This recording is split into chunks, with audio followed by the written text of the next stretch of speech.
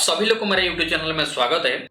दोस्तों, अगर आप लोग म्यूचुअल फंड में इन्वेस्टमेंट करते हो, अगर आप लोग चाहते हो कि कोई भी एक बेस्ट स्मॉल कैप फंड में आप लोग को इन्वेस्टमेंट करना है, तो आज का इस वीडियो में आप लोग को best 5 small cap mutual fund के बारे में बताऊंगा। उसको आपको कैसे चेक करना है, क्या क्या डिटेल्स है, उसका भी आप लोगों को मैं कंपेयर करके दिखाऊंगा। तो आप लोग इस वीडियो को शुरू से लेकर आखिरी तक देखिएगा, उसमें आपको बहुत सारा जानकारी आपको मिलेगा। तो दोस्तों, अगर आप लोग मेरे चैनल में न्यू हो तो चैनल को लाइक कीजिए, सब्सक्राइब कीजिए और शेयर कीजिए। तो दोस्तों, आप लोगों को मैं best small cap mutual fund के बारे में बताने से पहले मैं आप लोगों को पहले बता देता हूँ स्मॉल कैप फंड होता है क्या। तो दोस्तों, जो स्मॉल कैप म्यूचुअल फंड होता है वो पहले क्या होता है ना, स्मॉल कैप कंपनी में इन्वेस्टमेंट करता है, इसलिए उसको स्मॉल कैप फंड बोला जाता है। तो पहले हम लोग देखते हैं स्मॉल कैप कंपनी क्या है। तो दोस्तों, अगर आप लोग यहाँ पे देखोगे, कंपनी को 3 टाइप में उसको कैटेगराइज किया है उनका मार्केट का कैपिटलाइजेशन के हिसाब से। तो आप लोग अभी बोलोगे मार्केट कैपिटलाइजेशन क्या है। अगर आप लोग यहाँ पे मार्केट कैपिटलाइजेशन या आप लोग मार्केट कैपेसिटी यहाँ पे देखते हो, तो कोई भी कंपनी का स्टॉक मार्केट में जितना सारा शेयर उसका ट्रेडिंग करता है, तो उसका जो वैल्यू है उसको बोला जाता है मार्केट कैपिटलाइजेशन। जो मार्केट कैपिटलाइजेशन है उसको लेके तो सेबी ने उसको 3 ग्रुप में उसको बांटा है। एक हो गया आपका लार्ज कैप हो गया, एक हो गया मिड कैप हो गया, एक हो गया स्मॉल कैप हो गया। जो टॉप 100 कंपनी जो होता है उसको बोला जाता है आपका लार्ज कैप बोला जाता है। जो टॉप 101 से 250 तक जो कंपनी होता है according to their market capitalisation उसको बोला जाता है मिड कैप बोला जाता है। बाकी जो कंपनी बचकर 251 ऑनवर्ड्स जो कि स्टॉक मार्केट में लिस्टेड है उसको बोला जाता है स्मॉल कैप कंपनीज। तो अभी देखते हैं स्मॉल कैप म्यूचुअल फंड क्या है। कोई भी म्यूचुअल फंड स्कीम जिसका 65% स्मॉल कैप कंपनी में इन्वेस्टमेंट किया जाता है उसको बोला जाता है स्मॉल कैप म्यूचुअल फंड। यहाँ पे मैंने जो बेस्ट 5 म्यूचुअल फंड का जो कैटेगराइज किया हूँ उसका जो क्या क्या क्राइटेरिया लिया हूँ आप लोग यहाँ पे देख लीजिए। पहला चीज हो गया फंड का एज हो गया, दूसरा चीज हो गया एक्सपेंस रेशियो हो गया, तीसरा चीज हो गया रिटर्न्स, नेक्स्ट हो गया आपका परफॉर्मेंस। जो एडवांस रेशियो रहता है उसको क्या क्या रहता है उसको भी लेके मैं कैटेगराइज किया हूँ।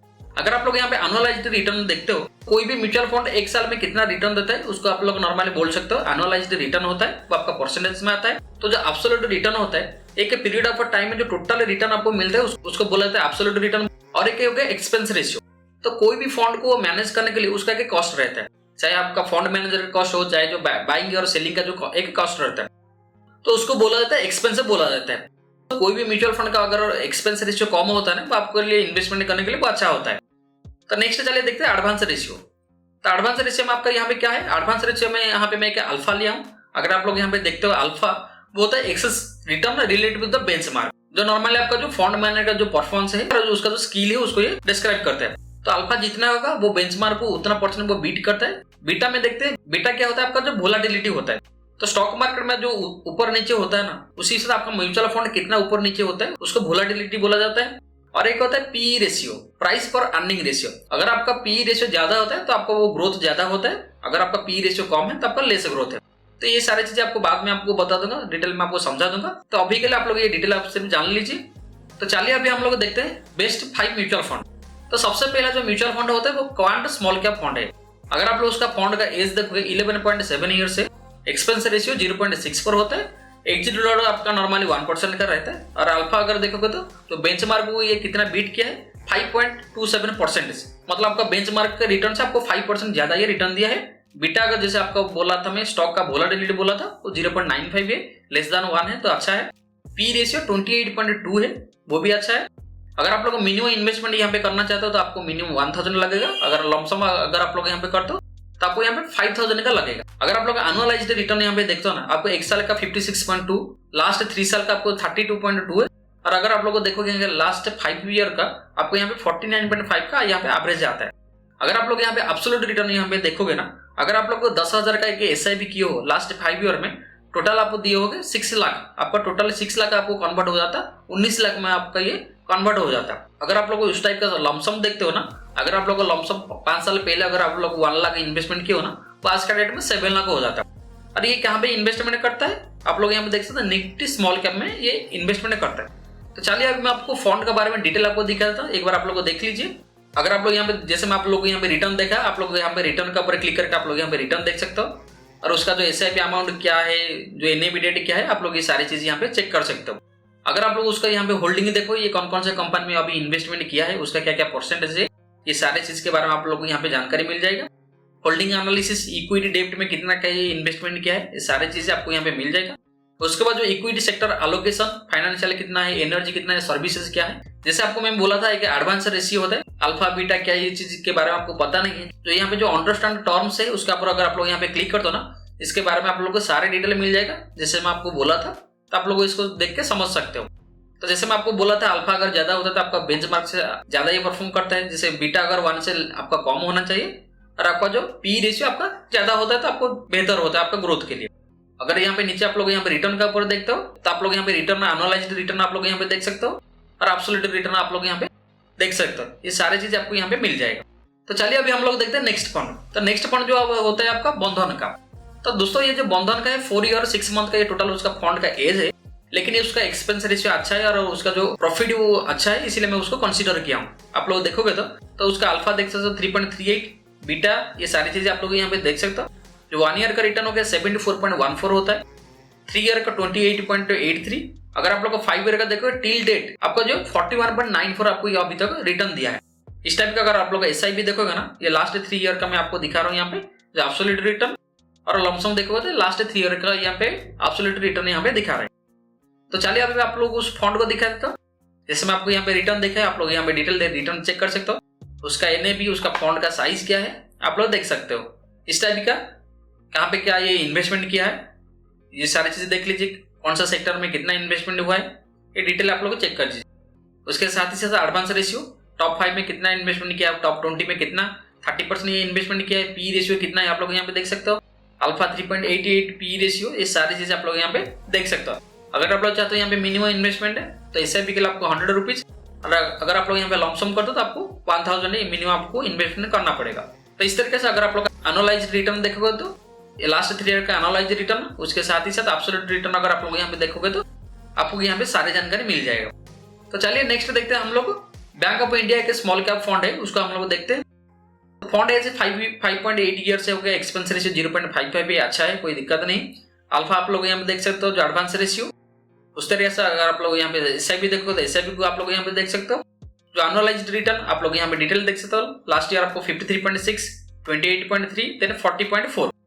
SIP अगर आप लोग देखते हो तो लास्ट 5 ईयर अगर आप लोग महीने में अगर आप लोग 10,000 का इन्वेस्टमेंट किए होते ना, तो अभी तक आपका जो लास्ट 5 ईयर में आपको 15 लाख आपका हो जाता। इस तरीके से अगर आप लोग 1 लाख का इन्वेस्टमेंट करते हो लमसम में, वो आज का डेट में 5.3 लाख आपका हो जाता। तो इसके बारे में आप लोग डिटेल्स जान लीजिए।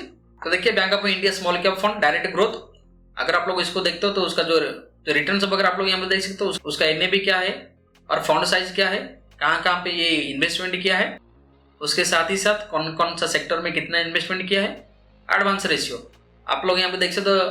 टॉप 5 में ये 13% इन्वेस्टमेंट किया है, टॉप 20 में ये 42% इन्वेस्टमेंट किया है, पी रेशियो, अल्फा, ये सारी चीजें आप लोग यहाँ पे देख सकते हो। और एनुअलाइज्ड रिटर्न जैसे मैं आपको अभी दिखाया हूँ, आप लोग यहाँ पे डिटेल पा सकते हो। उसके साथ ही साथ अगर आप लोग यहाँ पे एब्सोल्यूट रिटर्न देखोगे ना, तो आप लोग यहाँ पे सारे डिटेल यहाँ पे देख सकते हो।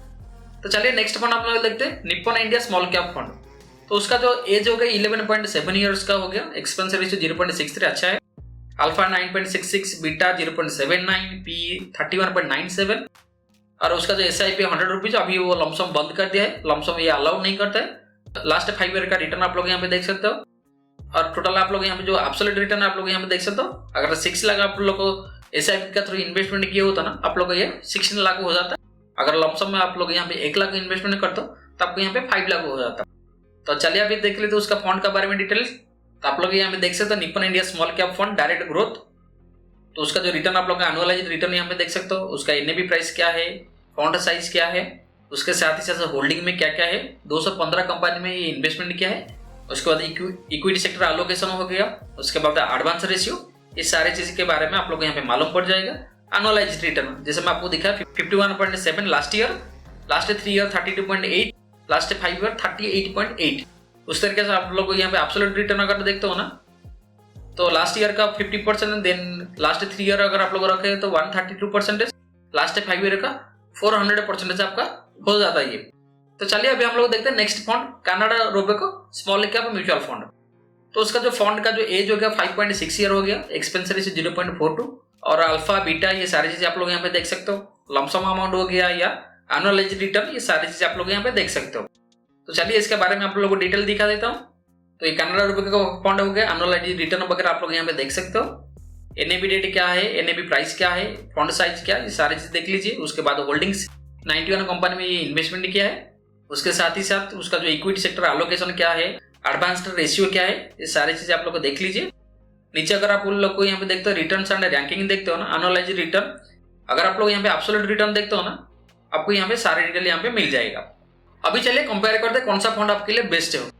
तो इन पांचों में से अगर आप लोग यहाँ पे देखते हो ना, एक्सपेंस रेशियो आपका बंधन बैंक का सबसे कम आता है, और अगर आप लोग रिटर्न देखो ना, लास्ट ईयर का रिटर्न आपको सबसे बंधन बैंक का आपको यहाँ पे मिला है।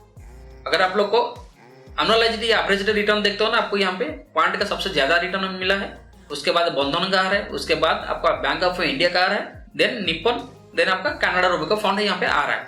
तो फ्रेंड्स, ये जो रिटर्न होता है ये हर साल आपका चेंज होता है, ऐसा नहीं कि आपका जो क्वांट अभी है मतलब ये कंटिन्यूस रहेगा, ये भी चेंज हो सकता है। नेक्स्ट ईयर मान लीजिए कोई भी फंड मैनेजर चेंज होता है तो कोई भी फंड में, तो अगर उस फंड का परफॉर्मेंस अच्छा रहता है ना, तो वो भी ऊपर जा सकता है। तो ऐसा नहीं कि आप लोग अगर कोई भी फंड सिलेक्ट किए हो तो आपका वो खराब है। तो अगर आप लोग को कोई भी न्यू फंड सिलेक्ट कर स्मॉल कैप का, तो आप लोग इन पांचों में से किसी को भी आप लोग कंसिडर कर सकते हो, ये आपका बेस्ट 5 है। आप लोग इसको देख के इन्वेस्टमेंट कर सकते हो। अगर आपको और भी फंड चाहिए तो आप लोग यहाँ पे देख सकते हो, मैं भी और कुछ फंड यहाँ पे लिया हूँ, ये सारे फंड आप लोग यहाँ पे डिटेल्स देख सकते हो। तो दोस्तों, आप लोग मेरे को कमेंट सेक्शन में बताइए आपको इन पांचों फंड में से आपको कौन सा फंड आपको बेस्ट लगा है। आशा करता हूँ आज का ये वीडियो आपको बहुत हेल्पफुल होगा। अगर आज का वीडियो आपको अच्छा लगा है तो चैनल को लाइक कीजिए, सब्सक्राइब कीजिए और शेयर कीजिए। फिर मिलते हैं नेक्स्ट वीडियो में। Thank you.